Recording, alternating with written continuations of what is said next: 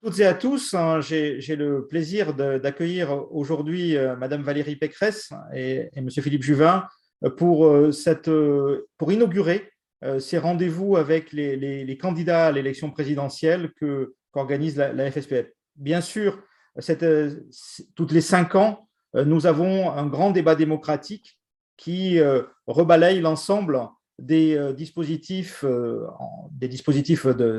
qui font la vie ensemble des Français, la santé au premier chef.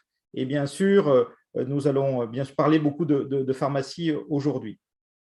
Nous avons adressé à Madame Pécresse, nous avons adressé un manifeste pour la place d'une santé plus proche, plus préventive et plus sûre.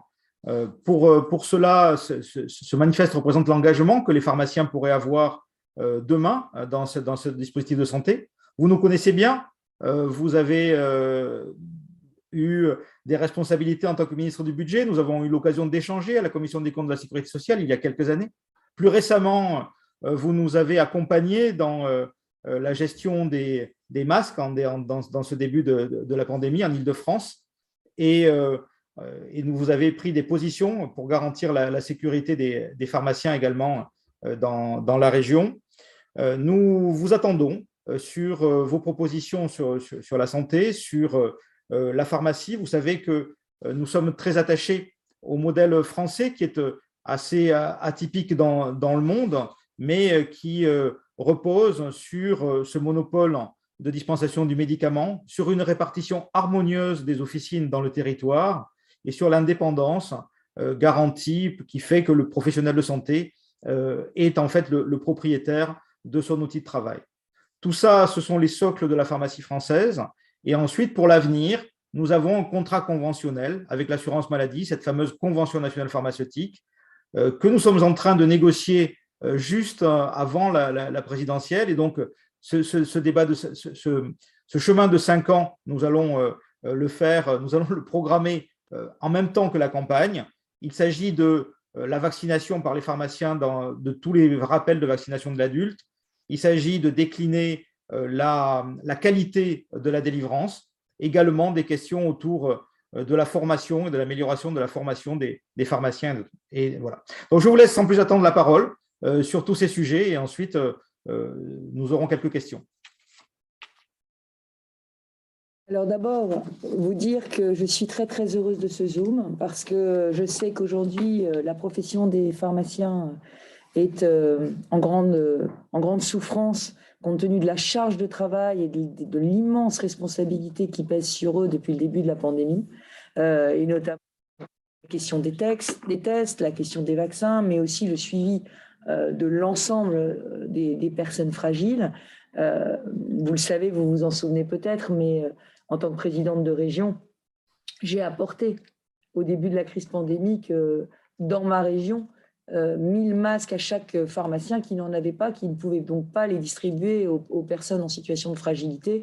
Moi, ce que je souhaite, c'est que vous puissiez avoir un rôle encore plus important et pas seulement celui d'être, j'allais dire, les opérateurs de protocole de l'État, mais que vous puissiez avoir une vraie marge de manœuvre face au public que vous recevez pour pouvoir adapter la politique de santé aux réalités du territoire. Et donc, pour moi, le pharmacien d'officine, c'est un professionnel de santé au sens très fort du terme, parce que c'est aussi un pilier de l'aménagement du territoire en santé. C'est un pilier, c'est un rempart contre la désertification médicale, qui est un immense fléau.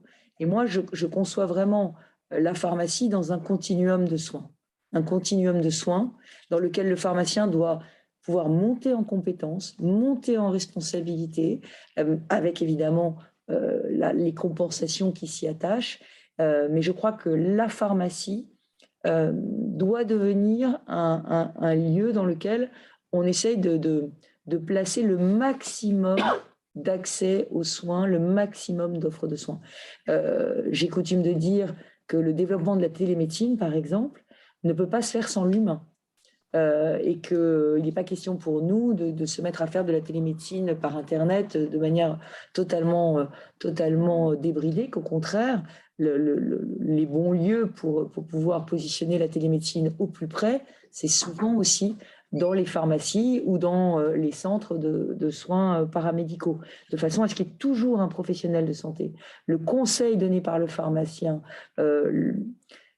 est absolument indispensable pour les patients. Donc, moi, je veux mettre le pharmacien au cœur de notre réflexion sur l'évolution du système de santé. Alors, vous avez parlé d'un certain nombre de vos revendications, la vaccination, je crois que vous avez fait vos preuves, et là maintenant, définitivement, le rôle du pharmacien doit être réaffirmé. Vous avez parlé aussi de la formation des pharmaciens. Là aussi, c'est très important, parce que, alors je ne sais pas si ça correspond vraiment à une de vos attentes ou une de vos demandes, mais je pense que le pharmacien peut être aussi, tout au long de la vie, un des praticiens, un des professionnels de santé qui peut progresser, qui peut venir prendre des responsabilités en matière médicale. Je sais que c'est un petit peu transgressif de dire ça, mais si certains pharmaciens le souhaitent, je pense qu'il doit être possible d'avoir une évolution de pharmacien vers médecin, évidemment en revenant à l'université, en faisant de la formation tout au long de la vie. Mais je pense qu'il ne faut pas bloquer, dans ma société française à moi, on ne bloque pas des professionnels dans un statut. On leur permet d'évoluer. De la même façon, pour tous les préparateurs en pharmacie, il faut qu'on puisse les qualifier, il faut qu'on puisse leur donner aussi une évolution professionnelle la plus j'allais dire, la plus porteuse possible pour leur métier. Voilà. Et d'ailleurs, j'aimerais bien qu'on parle aussi de la question du recrutement, de la question des jeunes, de comment est-ce qu'on crée ces vocations pour les métiers du soin. Et je pense qu'on peut parler de tous ces sujets-là. Voilà. Et je n'oublie pas évidemment que les pharmaciens sont propriétaires de leur pharmacie, que la question aussi du chiffre d'affaires de la pharmacie, de l'équilibre économique de la pharmacie est important. Et donc là aussi, c'est là-dessus que je veux vous entendre. Très bien. Merci beaucoup. Peut-être en échange, on peut passer à des questions. Alors, je sais que la première question va être posée, il me semble, par Franck je crois qu'elle est pour Monsieur Juvin sur la crise sanitaire. Franck. Oui, bonjour Madame Pécresse, bonjour Docteur Juvin.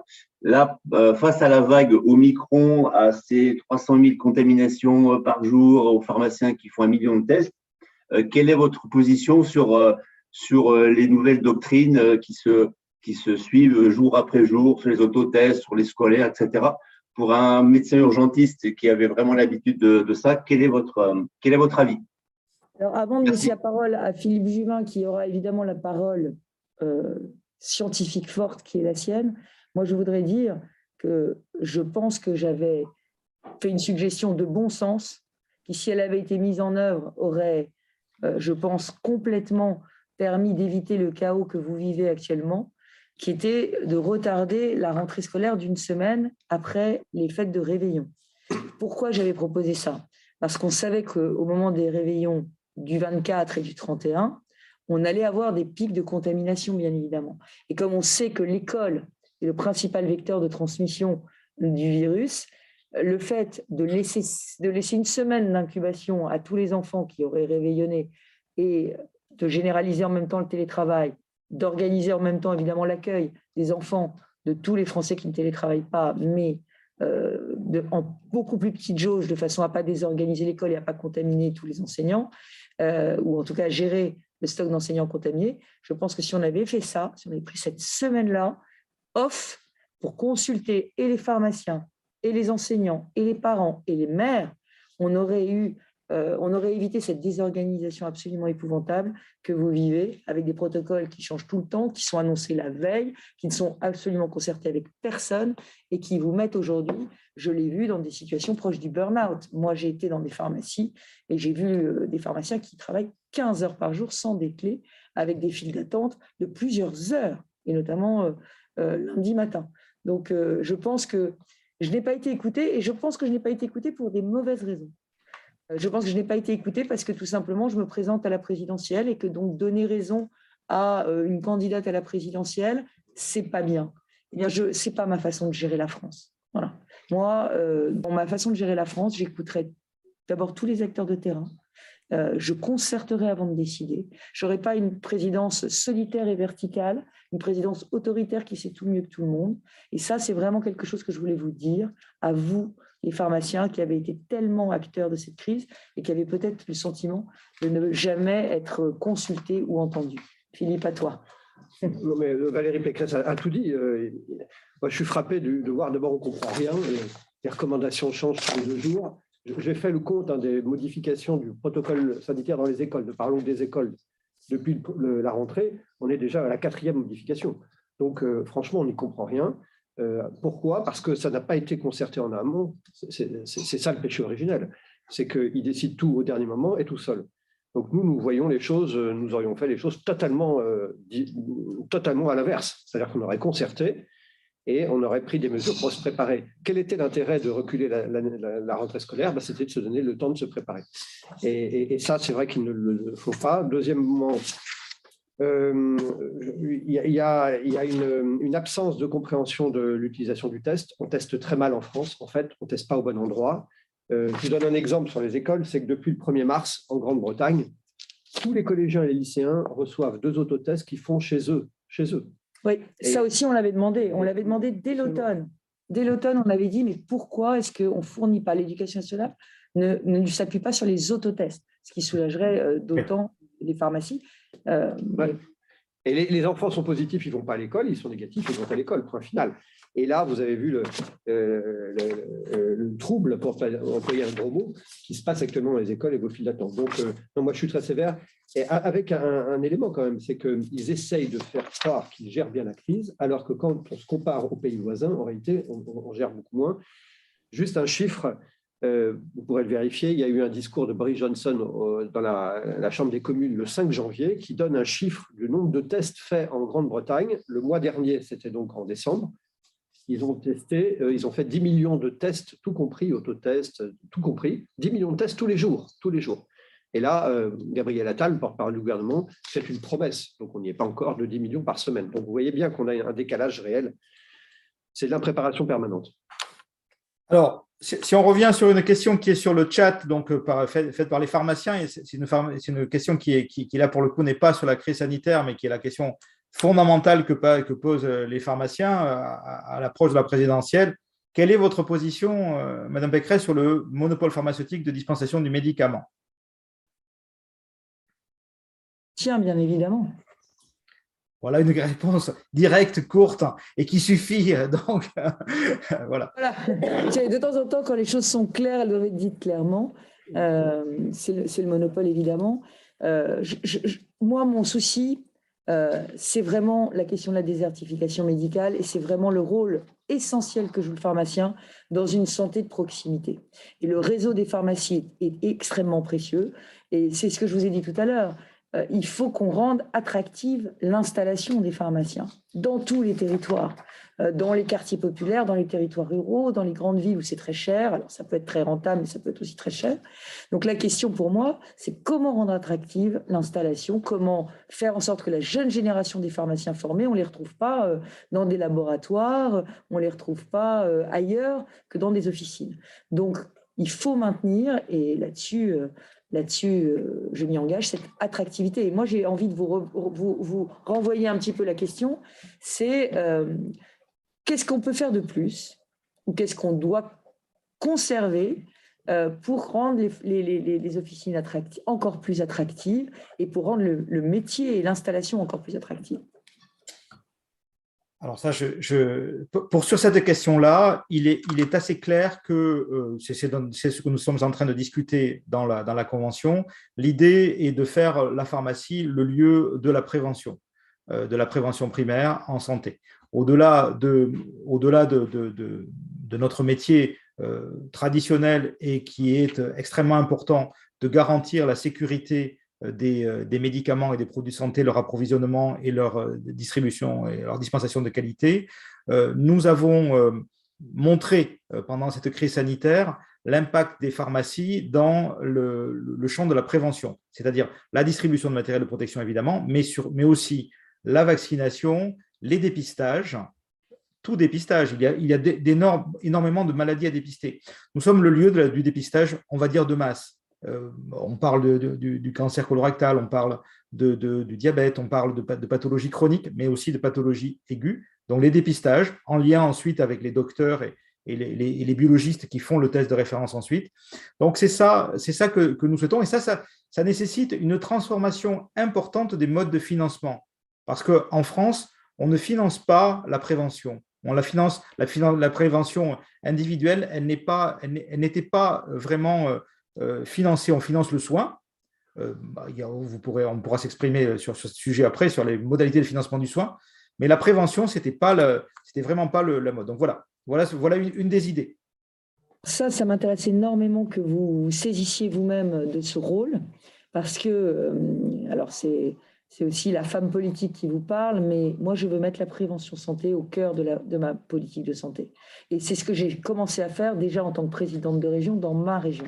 Parce que je pense qu'on a aujourd'hui des enfants en milieu scolaire auxquels il faut donner des vrais guides d'hygiène de vie, d'hygiène de santé. Et il faut commencer la prévention. La prévention, ça commence très jeune. Mais il faut aussi faire de la prévention au travail, il faut aussi faire de la prévention pour les femmes, il faut aussi faire de la prévention du vieillissement. Donc, sur tous ces sujets-là, moi, je suis très demandeuse d'un partenariat, j'allais dire donnant-donnant, gagnant-gagnant avec les pharmaciens. Et je pense effectivement que toute la stratégie de dépistage national est une stratégie absolument cruciale pour, j'allais dire, maîtriser les dépenses de santé. On le sait très bien, c'est le maillon faible de la chaîne de santé en France. Nous, on a été sur le tout thérapeutique. Aujourd'hui, il faut vraiment rééquilibrer avec un pilier prévention extrêmement fort. Et moi, je vois très bien le pharmacien, en lien évidemment avec la médecine de ville, je vois très bien le rôle du pharmacien vraiment en pilier de ce système de prévention. En tout cas, ça me parle énormément sur la proximité. Donc, vous m'avez parlé du monopole du médicament. Bien évidemment, il y a la question aussi de la carte. Et moi, je souhaite évidemment le maintien de la carte territoriale, parce qu'il faut protéger les pharmaciens, il faut éviter les concurrents sauvages, et puis il faut aussi... la force de la pharmacie aujourd'hui, c'est justement qu'elle a une carte. La faiblesse de la médecine libérale, c'est qu'il n'y a pas de carte. Alors, on est très attaché, évidemment, philosophiquement à la liberté d'installation des médecins, mais on voit bien qu'on est obligé de mettre des incitations extrêmement fortes pour contrer le fait qu'on n'a pas de carte. Donc, je suis évidemment très attachée au maintien de la carte. Et sur la sécurité des médicaments, je fais une incise, parce qu'on parlait de monopole, mais avec tout ce qui se passe sur Internet, avec toutes les escroqueries, avec toutes les fausses molécules, avec toute la falsification, la contrebande de médicaments, je pense vraiment que là, il y a un sujet. Et il y a un sujet sur lequel l'État peut s'engager, et notamment la lutte contre la contrebande. Là aussi, c'est quelque chose que je sais faire. Quand j'étais ministre du Budget, j'avais la tutelle des buralistes, et j'ai mené une action tous azimuts contre la contrebande de tabac. Je pense qu'aujourd'hui, on doit mener la même action, et notamment une cyberaction, contre la contrebande de médicaments. Et je pense que le pharmacien doit être le tiers de confiance qui garantit la sécurité du médicament. Voilà. Parce que Merci beaucoup. Je vais laisser la parole à un membre de mon équipe que vous connaissez bien, puisque vous êtes allé chez lui pour lui porter des masques justement pendant la crise. Donc, Christophe Cluzel, président du syndicat des Yvelines et pharmacien à Versailles. À toi, Christophe. Je crois que je connais. Oui. Bonjour Valérie, oui. Alors, je me représente un peu pour tout le monde. Donc, comme vient de dire Philippe, donc, je suis président du syndicat au niveau des Yvelines et au niveau d'Île-de-France. Valérie, je tenais déjà à vous remercier infiniment au nom, sans aucun problème, de tous les pharmaciens d'Île-de-France pour ce que vous avez fait à un moment très difficile pour nous lors du premier confinement où malheureusement, à ce moment-là, nous n'avions pas de masques à distribuer ou très, très peu. Et donc, pour nous, c'était vraiment une grande aide, surtout spécifiquement sur les personnes très fragiles à qui nous avons pu distribuer ces masques.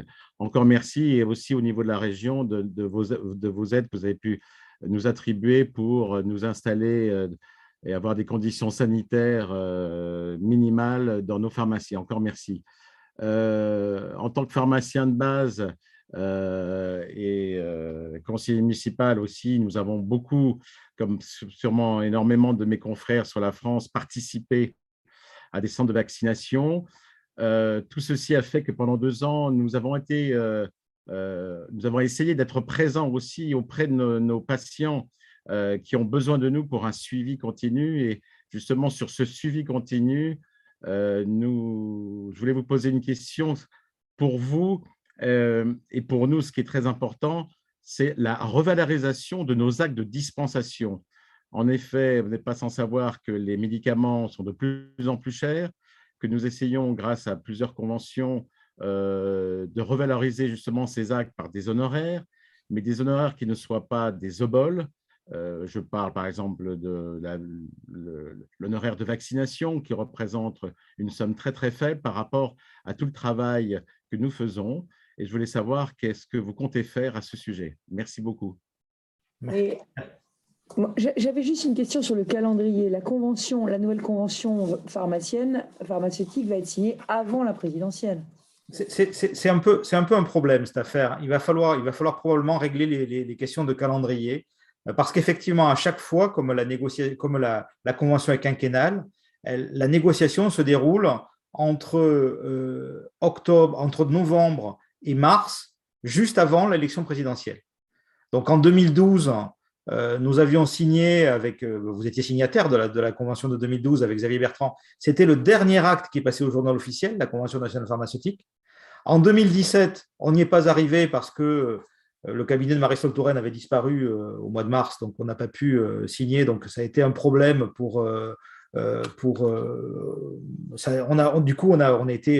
on a été vraiment en problématique par rapport à ça. Et là, actuellement, nous gérons ça en même temps que la crise pandémique. C'est pas très heureux. En tout cas, c'est comme ça. Et effectivement, le contrat conventionnel va être signé avant mars, mais il y a des avenants possibles. Alors, Christophe Cluzel, justement, l'intérêt d'avoir la signature avant la présidentielle, ça peut être d'obtenir gain de cause, j'allais dire, sur un certain nombre de sujets, parce que justement, il y a l'échéance présidentielle qui arrive.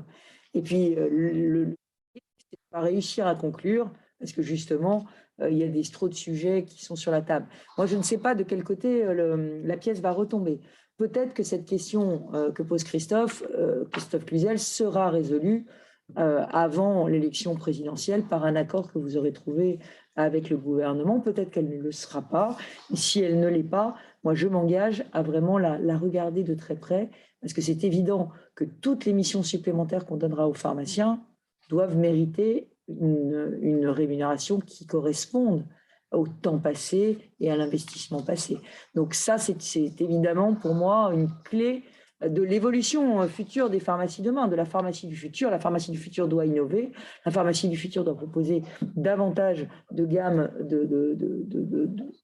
d'accompagnement du patient ou du client. Je ne sais pas comment vous appelez les personnes qui viennent dans la pharmacie, enfin des Français, davantage d'accompagnement français. Et donc, ça mérite évidemment une rémunération juste.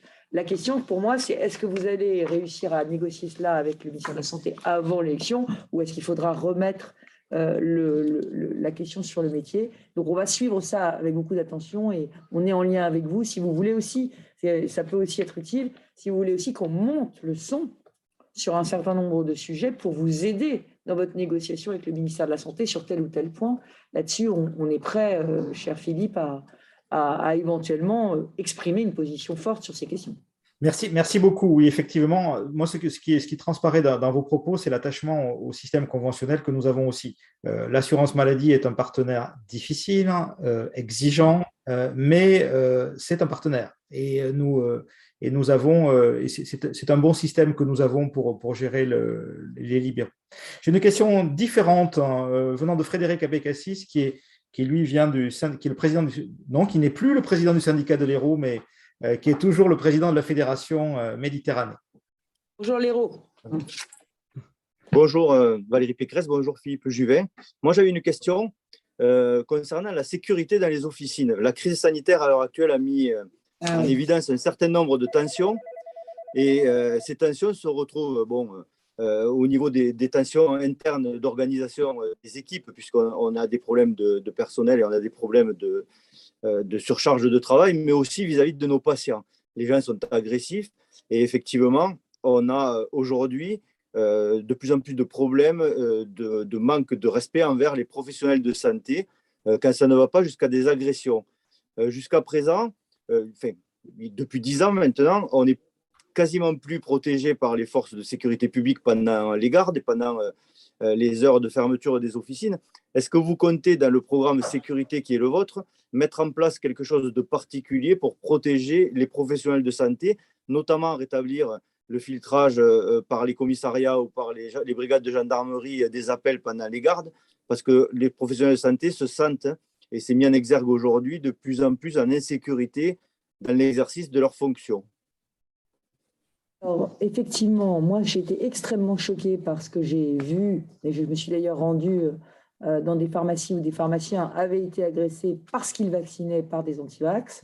C'est inacceptable. Alors, vous savez, moi, j'ai décidé de mettre en place, dans le cadre de mon programme sécurité, des peines minimales pour toutes les personnes ayant autorité.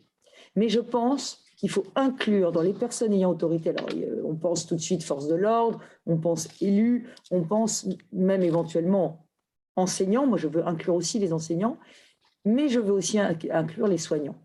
Et l'idée que j'avais en tête au départ, c'était les médecins qui allaient dans les quartiers qu'on appelle sensibles et qui pouvaient se sentir en insécurité parce qu'ils se déplacent au domicile du patient. Ça peut aussi arriver dans un territoire beaucoup plus rural, ça peut arriver partout, mais c'était l'idée de dire il faut absolument qu'on réaffirme le caractère vraiment intouchable d'un professionnel de soins qui se déplace, qui vient à domicile et qui ne peut pas être agressé. Donc l'idée, c'est quoi? C'est de mettre des peines minimales pour toute agression d'une personne ayant autorité. Et là, moi, je suis tout à fait prête à ce qu'on y intègre les pharmaciens, c'est-à-dire tous les professionnels du soin, et qu'on dise c'est une circonstance aggravante de s'attaquer à un professionnel de santé. Et je pense ou une personnalité qui a une mission de service public très forte de santé. Parce que c'est inacceptable ce qui se passe. Et vous ne faites qu'appliquer la loi. Et donc, je pense, la peur de la sanction, elle est importante. Alors après, vous demandez des moyens de sécurisation supplémentaires. C'est vrai que c'est compliqué parce que on est en risque terroriste, on a les manifestations des Gilets jaunes, donc on a un pays qui est sous tension et on voit bien que nos forces de l'ordre sont déjà très occupées par ailleurs. Mais j'ai une deuxième proposition dans mon projet sécurité, c'est les polices municipales obligatoires dans toutes les villes de plus de 5000 habitants. Et l'idée, c'est quoi? C'est que l'État transfère les moyens à ces villes de pouvoir financer le recrutement de policiers municipaux. Et ces policiers municipaux, c'est eux la police de proximité. Et donc, je pense qu'avec ces nouveaux effectifs de police municipale, on peut organiser un vrai continuum de sécurité pour sécuriser les pharmacies, comme ils peuvent aussi sécuriser l'accès aux écoles. Donc, je pense que ces deux sujets, à la fois la présence humaine avec les polices municipales et puis les sanctions, sont deux aspects importants. Par ailleurs, il y a évidemment tout le financement des systèmes d'alarme. Dans ma région, j'ai mis en place des aides pour tous les commerçants et évidemment pour les médecins, les maisons médicales et les pharmacies, de financement de boutons d'alarme, financement aussi de caméras de vidéoprotection. Parce que c'est très dissuasif, la caméra de vidéoprotection. Parce que quand on sait qu'on est filmé, on est quand même beaucoup plus calme et ça fait descendre la conflictualité aussi. Donc, sur tous ces aspects, aide au financement de la sécurisation, et puis protection humaine et sanctions. Là-dessus, mon plan de sécurité est vraiment global et il inclut évidemment la pharmacie. Bien. Merci. Pour indication, on vient de dépasser les 1000 pharmaciens connectés sur le live, ce qui est quand même pas mal, sachant qu'on a un peu de travail à l'officine, donc je ne pensais pas qu'on arriverait à ça. Je vais maintenant prendre un petit peu de hauteur parce que donc, je vais laisser la parole à Jocelyne Witte-Vrangel, qui est membre du Haut Conseil pour l'avenir de l'assurance maladie. Les pharmaciens sont impliqués également dans le débat plus général sur la santé. Et je crois que Jocelyne a une question un peu plus qui dépasse un peu la pharmacie. Bonjour Madame la Présidente, bonjour Monsieur Juvin, bonjour Madame. Oui, ma question, elle est, parce que j'ai appartenu aussi au Ségur de la Santé, j'étais dans l'équipe de Nicole Notat.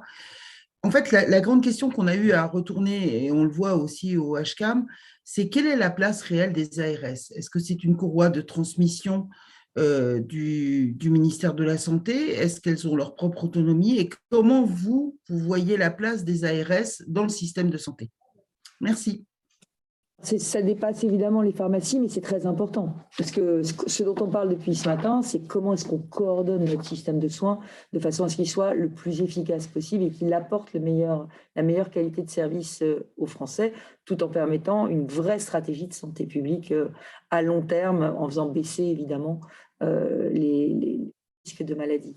Donc le sujet, c'est quel rôle l'ARS doit jouer. Nous pensons que les ARS sont effectivement beaucoup trop étatiques.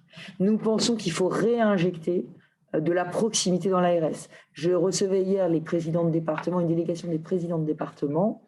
Nous souhaitons que l'ARS soit régionalisée, mettre le président de région en présidence de l'ARS, avec le préfet de région qui évidemment siégerait à l'ARS, qui permettrait la continuité territoriale et étatique d'une stratégie nationale, bien sûr. Mais nous pensons que c'est les régions qui doivent être en première ligne. Pourquoi ? Parce que les régions financent un peu tout. Elles financent les aides à l'installation des praticiens libéraux. Elles peuvent financer des équipements pour les pharmaciens. Et elles peuvent aussi, et elles sont les mieux à même peut-être de faire sauter ces barrières un peu artificielles entre hôpital public et hôpital privé. Et puis surtout, les régions sont des réductrices d'inégalités, des aménageurs du territoire. Et donc, les régions auront une carte de l'installation.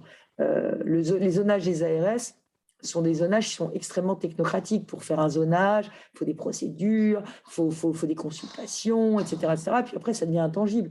Donc, si vous vous installez à 3 km de la zone carencée, vous n'avez pas droit aux aides de la zone carencée. Les régions ne raisonnent pas du tout comme ça. Les régions sont beaucoup plus pragmatiques, elles sont beaucoup plus proches du terrain et elles savent très bien aussi ce que sont les réalités de la vie. Quand on a son conjoint qui a trouvé un travail, quand on a trouvé une école pour ses enfants, on ne s'installe pas forcément dans la zone.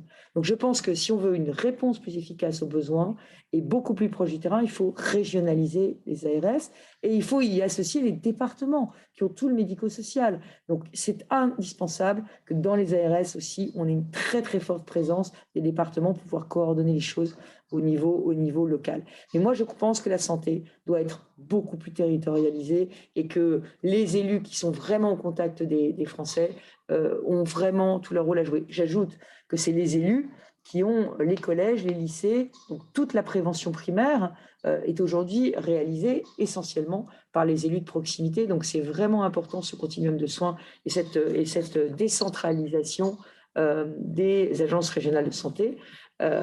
J'ajoute que évidemment ça va vraiment avec le projet que j'ai pour l'évolution des pharmacies qu'on veut inclure vraiment dans le suivi des maladies chroniques, dans la vaccination et dans le dépistage. Voilà. Donc, ça veut dire qu'on est vraiment dans une logique au plus près des Français et de leurs besoins. Je pense qu'il faut parler non plus d'offres de santé, si vous me permettez, mais parler aussi de demande de santé. Et ça, faire coïncider la demande et l'offre, c'est ce que font les élus locaux, les maires, les départements et les régions. C'est leur ADN. Merci beaucoup. On va filer on va continuer sur un petit peu le thème. On a une santé qui est un silo, beaucoup, entre les professions, entre les métiers, d'une part, les différentes conventions nationales qui sont quand même monoprofessionnelles, et ensuite un silo entre la ville et l'hôpital, avec justement, j'ai eu l'occasion d'en parler, il y a un rapport de la Cour des comptes qui va être produit à l'automne, justement sur la réforme du système conventionnel. Et moi, je disais qu'il y avait peu de liens entre le système conventionnel libéral et l'hôpital, qui est géré plutôt justement par les ARS et la DGOS. Donc, assurance maladie d'un côté, DGOS, ARS de l'autre. Donc, ça, c'est un point. Je vais laisser la parole à Félicia Ferreira, qui a une question, qui est présidente de l'Union régionale des professionnels de santé de Provence-Alpes-Côte d'Azur, à Marseille. Et donc, elle va vous parler justement d'Interpro. Félicia.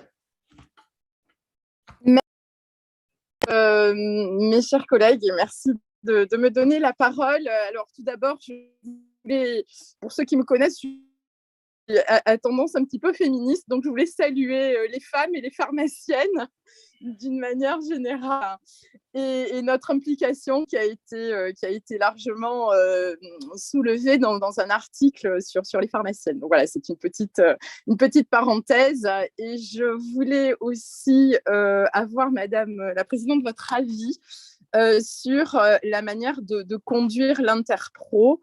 Donc, il y a eu les communautés professionnelles de territoire de santé.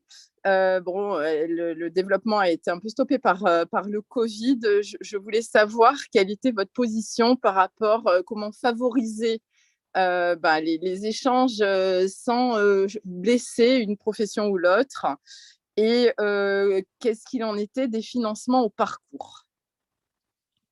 Alors, effectivement, d'abord, rebondir sur ce que vous venez de dire sur les femmes, parce que je pense que les pharmaciens jouent un rôle très important dans la vie des femmes, la vie quotidienne des femmes. Il y a plein de sujets sur la santé des femmes qui sont des sujets un petit peu tabous, liés à leur intimité personnelle. Et je pense que c'est dans les pharmacies, bien souvent, qu'on se confie et que les femmes trouvent un réconfort, et que le pharmacien soit un homme ou une femme, d'ailleurs. Mais sur la santé des femmes, moi, j'ai été très frappée par un certain nombre d'études qui montraient que finalement, notre politique de santé n'était pas toujours complètement adaptée aux réalités des vies.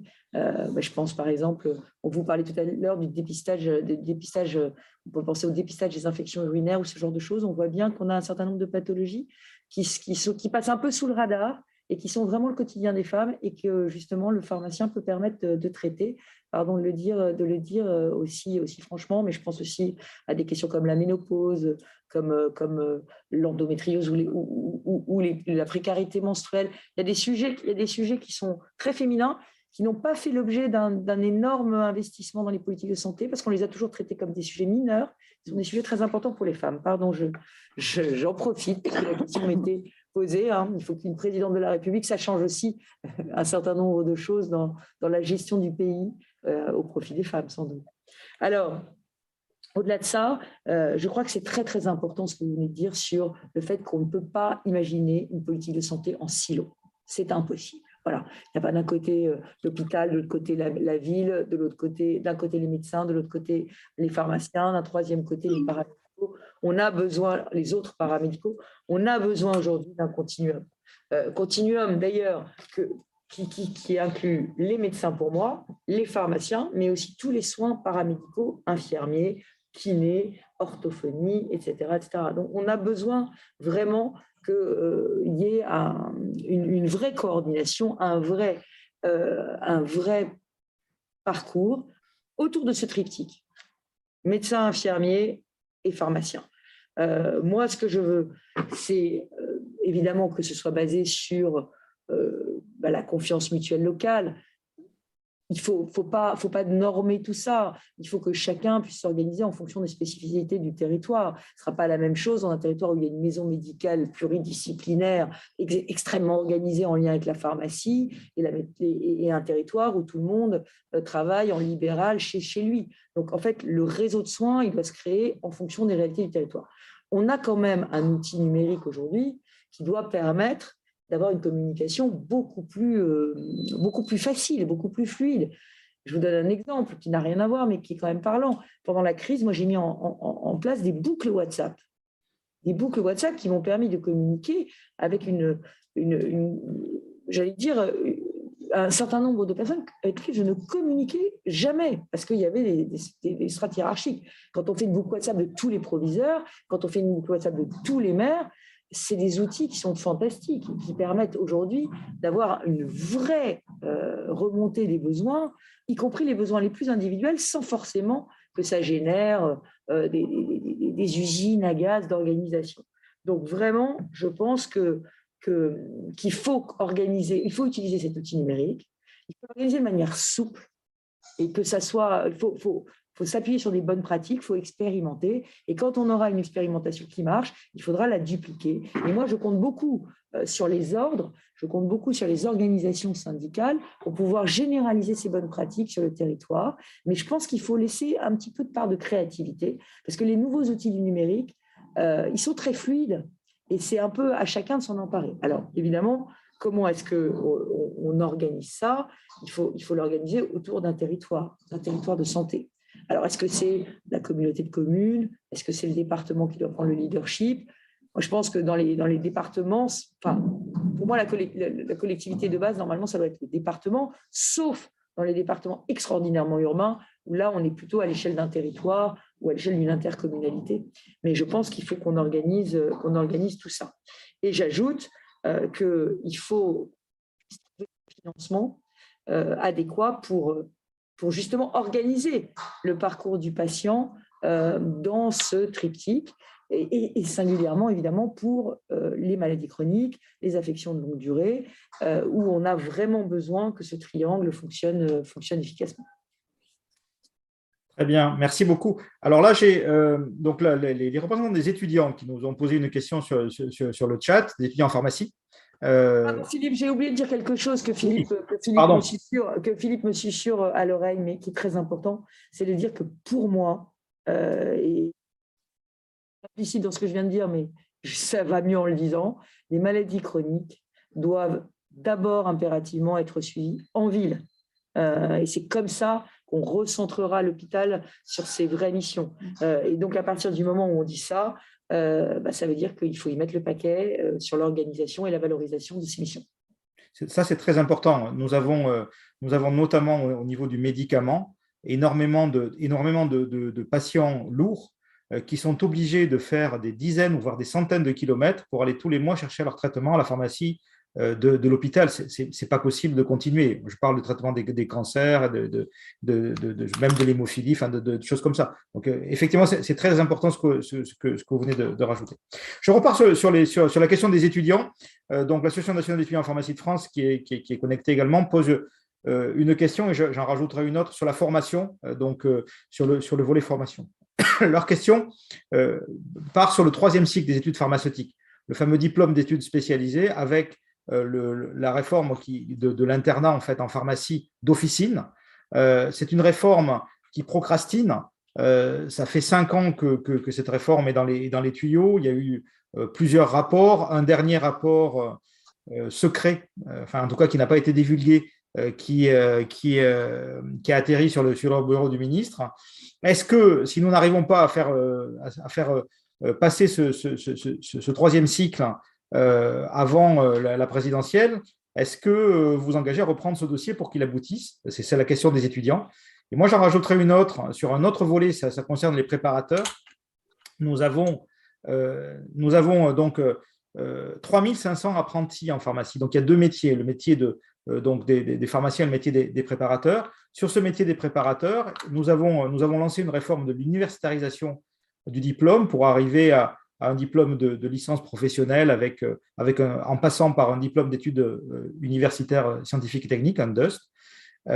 Ça, c'est en place, mais ça va se heurter à la problématique de financement de l'apprentissage, qui pour l'instant est réservé à des diplômes de niveau bac. Et nous pensons qu'il est intéressant de valoriser l'apprentissage et de permettre d'avoir un financement jusqu'au niveau licence, des aides au contrat pour que les entreprises ne soient pas bloquées pour prendre les jeunes. Donc, deux questions sur la formation, sur les pharmaciens et sur les préparateurs. Alors, moi, sur les préparateurs, je suis à fond pour la réforme. Je pense qu'il faut universitariser l'ensemble des professions de santé. Moi, j'étais à l'origine, vous le savez, il y a 10 ans, de l'universitarisation des infirmiers, la formation des infirmiers. Et donc, c'est très important, cette question de l'universitarisation, parce que c'est ça l'ascenseur social. C'est la possibilité de repartir dans un cursus qui soit valorisé par un diplôme national. Et ça permet aussi de recruter, tout simplement, parce que ça permet de mettre le pied à l'étrier à des jeunes et de les projeter dans un avenir qui peut être un avenir de promotion sociale et un avenir où ils ont une vraie carrière à faire. Donc ça, c'est très important pour moi et je suis à fond fanat de cela. Alors, sur l'apprentissage, moi, j'ai une proposition dans mon projet qui est de faire 0 charge patronale dans les entreprises de moins de 10 salariés qui prennent des apprentis. Parce que je veux vraiment que l'apprentissage soit encore plus valorisé comme une voie de réussite. Et donc, évidemment, ça concernera les officines aussi. Et l'idée pour moi n'est pas de faire un tri entre apprentissage pré-bac et apprentissage post-bac, même si je partage le souhait qu'on développe l'apprentissage pré-bac, parce que c'est ça la vraie solution au chômage et à la non-qualification, enfin, au chômage des jeunes non qualifiés, et pas le RSA jeune que le gouvernement est en train de mettre en place. Vous savez, ça va être il va y avoir un énorme phénomène d'éviction. Quand vous donnez 500 € à un jeune pour qu'il aille faire 14 heures de je ne sais quel accompagnement en mission locale, il va y aller. C'est quand même beaucoup plus facile que de gagner 650 € ou même un peu 600 € selon l'âge, en étant apprenti 35 heures par semaine avec un patron, avec des transports, avec du déplacement, etc. Donc malheureusement, il y aura un effet d'éviction pour les jeunes non qualifiés de ce RSA jeune par rapport au contrat d'apprentissage non qualifié. Donc moi, je suis à fond pour qu'on développe l'apprentissage pré-bac et post-bac. Et je pense que l'apprentissage à bac plus 1, bac plus 2 est absolument crucial, notamment pour permettre l'ascenseur social. Pour les jeunes de milieu modeste, on a beaucoup trop de jeunes qui sont talentueux, qui ont le bac et qui ne poussent pas leurs études plus tard parce que justement, ils ne peuvent pas les financer. Donc, vous me trouverez toujours à vos côtés pour développer l'apprentissage pré-bac, mais l'apprentissage post-bac, l'apprentissage à bac plus 2 et aussi les licences pro, en apprentissage, sachant que les licences pro, c'est un petit peu différent parce qu'on peut aussi les financer, je pense, par le biais de la formation professionnelle continue, alors qu'il s'agit d'une logique de qualification. Très bien. Sur le DES, vous avez sur le 3e cycle, parce que sinon les étudiants vont être frustrés. Engagé à poursuivre la réforme. Moi, je m'engage absolument à poursuivre la réforme et à négocier avec eux là-dessus. Parce que Très bien. Moi, je suis une logique de qualification. Je veux vraiment qu'on aille au bout d'une logique de qualification pour les professionnels de santé. Bien, alors maintenant, on est obligé d'aborder la question qui fâche. Vous savez bien qu'il n'y a pas d'argent magique. Et donc, on a dépensé beaucoup d'argent pendant cette crise sanitaire, en santé de proximité également. La pharmacie d'officine est épuisée, certes. Nous avons des problèmes d'ailleurs de recrutement de personnel. Nous avons, comme beaucoup de choses là-dedans, beaucoup de problèmes de fatigue, mais on va dire, la contrepartie financière a été au rendez-vous dans cette année 2021, donc il ne faut pas le nier. Nous avons une crainte vraiment palpable chez les pharmaciens de qu'est-ce qui va se passer en 2023-2024 en fait. Est-ce que nous offrons actuellement en gros des CDI? Est-ce que nous embauchons parce que l'activité va perdurer pendant des années, ou est-ce qu'au contraire, on va repartir un peu back to business en 2023-2024 sur fermeture de lits d'hôpitaux, fermeture de pharmacies? En gros, c'est ça la question. Donc, en gros, la question, c'est la question du financement. Est-ce que nous allons continuer à être la variable d'ajustement des PLFSS? Est-ce que… Voilà, c'est quand même… Là, on se projette en 2023-2024. Voilà. Vous savez qu'il m'a été beaucoup reproché de dire la vérité, c'est-à-dire qu'il faut débureaucratiser ce pays. Et que le sujet aujourd'hui, c'est vraiment d'enlever des strates de bureaucratie, d'enlever ces doublons administratifs entre les différents territoires, de supprimer toutes ces agences qui sont des démembrements de l'État, qui ont 50% de frais de structure, alors que si on réinternalisait leur mission dans l'État, elle serait exercée sans frais de structure. On a un vrai sujet aujourd'hui de gaspillage de l'argent public, je l'ai dit. Et j'ai dit que dans l'administration administrante, je je supprimerai des services, je supprimerai des procédures. Ça me permettra effectivement de faire des économies. Donc, j'ai parlé de 200 000 suppressions de postes. C'est la résultante d'un mouvement de réforme de l'État. La réforme de l'État, pour moi, est la mère des réformes. Et une fois qu'on aura fait cette réforme de l'État, mon objectif, c'est de réinvestir cet argent dans 3 missions principales: protéger, éduquer, soigner. Et donc de recréer des postes, notamment à l'hôpital, 25 000 postes à l'hôpital. Mais ce qui est très important pour moi, c'est qu'avec ces réformes que je vais faire, il y en aura du coup un tiers qui permettra de diminuer les déficits, un tiers qui permettra de mieux investir dans les politiques, notamment les politiques de santé, et un tiers qui permettra de recruter 50 000 agents dans les métiers du soin, de l'éducation et de la protection.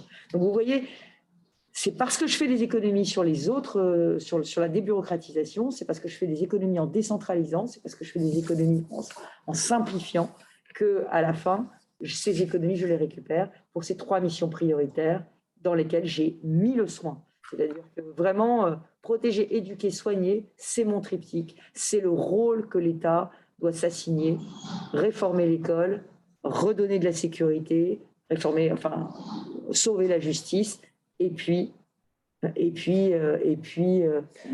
soigner, lutter contre la désertification médicale, inciter à l'installation, revaloriser les métiers et recruter.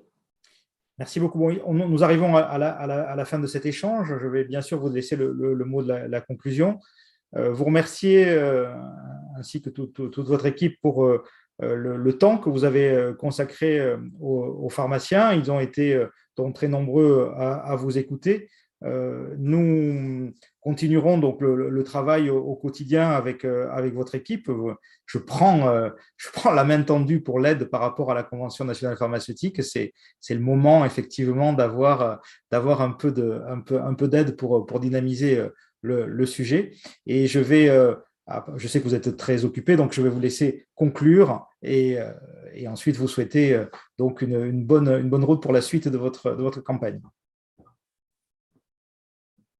Que je veux faire des pharmacies et des pharmaciens le pilier de ma politique de santé. C'est tout simple. C'est parce que cette politique de santé, elle doit se baser sur un certain nombre de piliers. Le premier, c'est la proximité. Aujourd'hui, trop de Français vivent dans des déserts médicaux. Cette situation, elle n'est pas tenable. Donc, on a besoin d'apporter la santé au plus près des Français et là aussi de tenir compte de leurs demandes de santé. On a trop régulé le dépense de l'assurance maladie par une politique d'offre malthusienne. Aujourd'hui, on se rend compte qu'on est à bout de souffle et au bout du chemin. Donc, la proximité. Et donc, le pharmacien, avec justement la carte territoriale, est le pilier central de cette politique de proximité. Deuxième sujet, la prévention.